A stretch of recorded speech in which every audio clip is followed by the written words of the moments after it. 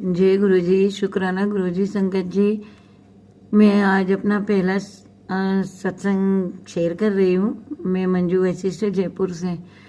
मुझे नहीं पता मुझे गुरु जी ने कब अपने से जोड़ा, लेकिन मुझे जहाँ तक मुझे ध्यान है, हम पहले बांसवाड़ा रहते थे, वहीं पर गुरु जी ने मुझे जोड़ा होगा, क्योंकि वहाँ पर हम बहुत परेशान रहते थे। लोग हर तरह से परेशान किया करते थे और कुछ बिजनेस भी अच्छा नहीं था और बहुत सी ऐसी ऐसी परेशानियां हमारे सामने थी। हम पूरी तरह परेशान हो चुके थे। मन में आता था किसी दिन कुछ कर लें, कुछ कहीं चले जाएं। फिर धीरे धीरे, तब भी मुझे तो बिल्कुल गुरु जी के बारे में पता नहीं था। माता रानी का मैं करती थी, बस माता रानी का पाठ करती, माता रानी पे विश्वास करती। वहीं हमारे घर पे एक छज्जे पे कबूतर का घोंसला भी था, लेकिन ये सब पता ही नहीं था गुरुजी का कि कोई गुरुजी हैं जो मुझ पर कर रहे हैं। अभी फिर धीरे धीरे हम लोग वहाँ से, पता नहीं गुरुजी ने हमारे दिमाग में डाला, हमारा परिवार भी यहीं था जयपुर में। तो एक बार आए और फिर पता नहीं अच्छे से मन बन गया कि हम लोग वहीं जाकर रहेंगे। तो हम लोग जयपुर चले आए। 2022 जुलाई में हम जयपुर आ गए। और जयपुर आने के बाद भी मुझे नहीं पता था कि गुरुजी हैं या क्या है। बस हम लोग माता रानी की पूजा करते, यहाँ पर किराए से रह रहे थे। कुछ थोड़ा सा बिजनेस चल रहा था, बेटा फिल्म लाइन में था, तो वो भी थोड़ा बहुत कुछ मिल जाता उसको। वो कोरियोग्राफर है तो डांस के कोई मिल जाते, ऐसे धीरे धीरे चल रहा था। और रोजाना अचानक से वही 2022 नवंबर के लगभग में मैसेज शो होने शुरू हुए। तो ऐसा लगता पॉजिटिव कोई चीज़ आ रही है, तो ठीक है, पढ़ लिया।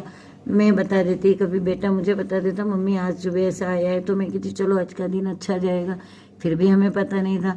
हमारे एक आंटी जी थे जो यहाँ वो गुरुद्वारा जाते रहते हैं, उन्होंने हमसे कहा शायद गुरुजी ने हमें लंगर प्रसाद खिलाया, पता नहीं। तब भी नहीं पता था कि ये गुरुजी हैं। हम लोग गए गुरुद्वारा में, लंगर प्रसाद खाया, वहाँ दर्शन करके वापस आ गए।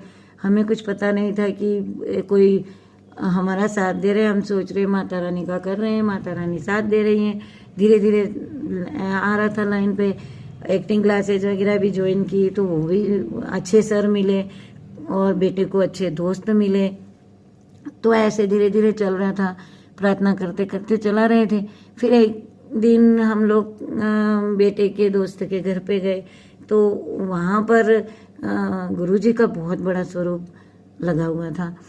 देखकर दूर से ही दर्शन कर लिए, अंदर भी नहीं गई और दर्शन कर लिए मैंने। और बस ठीक है गुरुजी हैं। तो बाद में मैंने पूरे टाइम बैठ के बात की, कोई बात नहीं की गुरुजी के बारे में। नीचे आए हम लोग, जाने को गए तो सीओप करने जब नीचे आए तो उन्होंने बोला, उनसे मैंने कहा कि आपके वहाँ पर जो तस्वीर लगी है ना, वो गुरुजी के तो मैसेज मुझे आते हैं। और ऐसी बात हुई तो वो बोले अरे ये तो मेरे गुरुजी हैं और ये तो बहुत अच्छे गुरुजी हैं और ये मैसेज तो आपके लिए आ रहे हैं। मैंने कहा वो तो मुझे रोज मैसेज देते हैं, पर मैंने तो कभी नहीं माना उनको। बोले नहीं, आप ध्यान से उन मैसेज को पढ़ो और फॉलो करो, देखो सब अच्छा होगा। मैंने कहा ठीक है। फिर आई गई बात हो गई, उसके बाद ध्यान नहीं दिया। फिर घर पे आए तो मैंने थोड़ा ध्यान देना शुरू किया कि चलो गुरुजी। तो मैंने कहा चलो कहीं नहीं, गुरुजी हैं तो गुरुजी करवा देंगे। हमारा घर लेना है, हम किराए के घर में हैं, तो उन्होंने घर, अच्छा घर लेना है। घर की बात भी हुई और सब हुआ, लोन भी हुआ। गुरुजी की इतनी ब्लेसिंग मिली और हम लोग जय गुरुजी और गुरुजी का मंत्र जप करते हैं। कभी कभी उतना मैं नहीं कर पाती हूँ जितना मैं बता रही हूँ, क्योंकि नहीं था इतना। और माता रानी को मानती हूँ। फिर मैं इससे पहले भी एक गुरुजी थे निर्मल बाबा करके, तो मैं उनको भी मानती रही। और तो मेरे मन में ये सब आता रहता था कि अब पता नहीं ये गुरुजी को मानूंगी तो कैसे क्या होगा। तो संगत जी, गुरुजी ने मेरे तुरंत मेरे एक इंस्टाग्राम पर मैसेज शो हुआ कि मैं तेरी माता रानी के साथ मिलकर काम कर रहा हूँ। और फिर एक और मैसेज आया कि कौन से भी गुरु को मानो, वो एक ही है, मैं ही हूँ सब। फिर मुझे और अच्छा लगा, हम लोग मानने लगे। अभी जब पूरा लोन हुआ, घर का भी हो गया, बस रजिस्ट्री होनी ही बाकी थी। फिर अचानक से वो सब कैंसिल हुआ तो थोड़ा सा खराब लगा मन में। माफ़ करना गुरुजी। और मैंने बोला, मैंने कहा गुरुजी कुछ ये सब पता नहीं क्यों कर रहे हैं ऐसा, तो हो सकता है गुरुजी सब अच्छे के लिए ही कर रहे होंगे।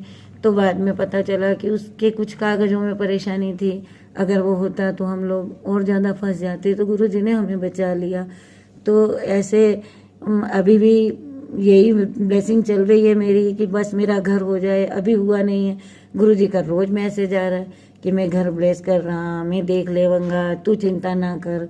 तो बस गुरुजी की कृपा बनी रहे। मैं यही सोच सोच कर कि गुरुजी कुछ कर रहे हैं और करेंगे, और मुझे पक्का भरोसा है बड़े मंदिर आ जा, ऐसा गुरुजी का मैसेज आ रहा है। पर बड़े मंदिर जाने की भी व्यवस्था गुरुजी ही बनाएंगे, उनको पता है मेरी स्थिति। न तो अभी मैं कुछ कर पा रही हूँ, कर्ज भी है थोड़ा बहुत, तो ये सब गुरुजी देख लेंगे। रोज़ कहते हैं कि तू चिंता ना कर कुड़िए, मैं देख लेवंगा, तू शुक्राना कर। अब शुक्राना करना मैं सोचती थी, मैं रोजाना बोल तो देती हूँ, मैं मंत्र भी बोल देती हूँ, पता नहीं कौन सा शुक्राना। लेकिन जैसे जैसे मैं सत्संग सुनती हूँ मुझे अच्छे लगते हैं, तब मुझे पता चला कि अपना सत्संग शेयर करना ही शुक्राना होता है।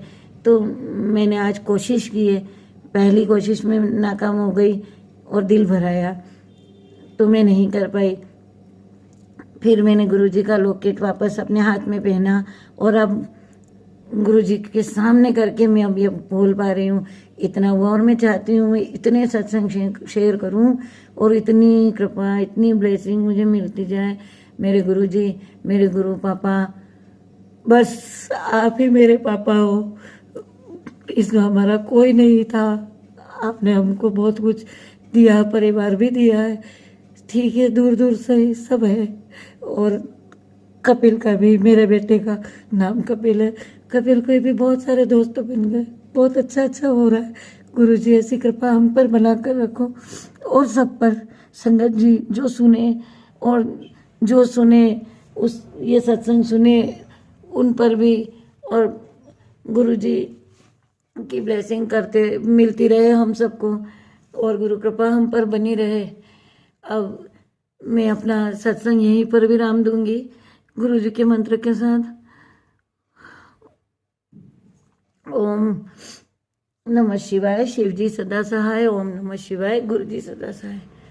और हमसे जो भी गलती हुई हो इस सत्संग में, संगत जी गुरु जी माफ़ करें।